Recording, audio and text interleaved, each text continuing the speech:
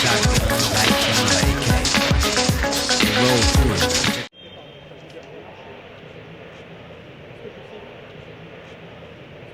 On a choisi la place de la Bourse en fait pour illustrer le sacrifice humain sur l'autel de la rentabilité. Et la recherche de rentabilité, de profit, or la santé, c'est pas négociable. La santé ne peut pas être un bien marchand, la santé c'est notre vie à chacun. Là on représente les soignants de France et aussi les malades futurs. Parce qu'en fait, le système santé devient de plus en plus catastrophique, où on met en danger donc les patients.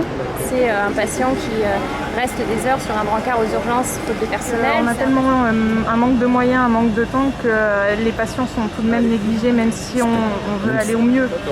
C'est un patient qui n'a pas de place en réanimation parce que voilà, c'est complet, qu'il n'y a pas de lit et qui reste dans un SAMU et qui meurt. Voilà. Je connais des maisons de retraite où c'est 10 minutes par patient. Un patient qui va sonner et qui va attendre 1 heure qu'on vienne dans sa chambre, il va pas comprendre pourquoi on vient. Voilà, il ne sait pas que dans ce service de chirurgie pour 25 patients, il y a parfois qu'une infirmière, qu'il y a 2 aides-soignantes et qu'elles sont auprès d'autres patients et qu'à ce moment-là, personne ne peut venir le voir. Là, on va remettre en cause finalement la qualité du travail, parfois les compétences. Comme les filles aujourd'hui, elles ont nœud à la gorge, c'est pareil en service.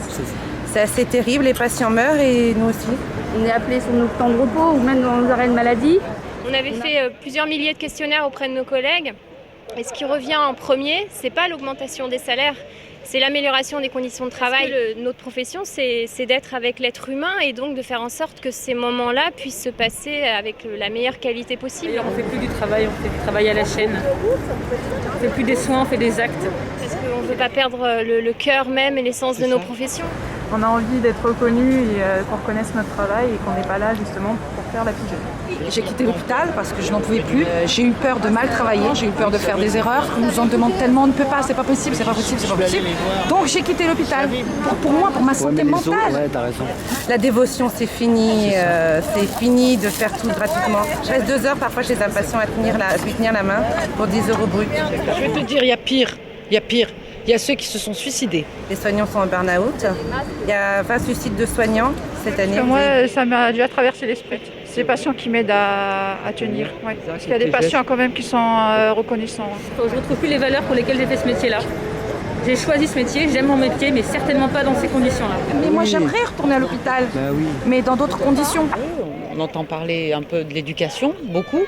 Puis curieusement, pas du tout de l'hôpital. Marisol, donne-toi les moyens, donne-nous les moyens, donne-leur les moyens. Voilà. Parce qu'il y en a là qui sont comme ça bien libéraux, puis quand ils ont un petit pépin de santé et qu'ils se retrouvent à l'hosto, là ils découvrent le malaise.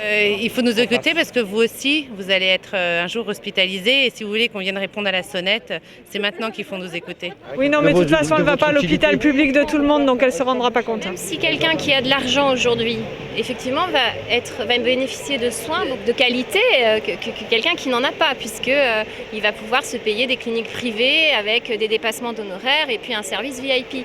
Sauf que quand on est au fond d'un lit et qu'on a mal, à ce moment-là, on se rend compte de ce que c'est que notre humanité.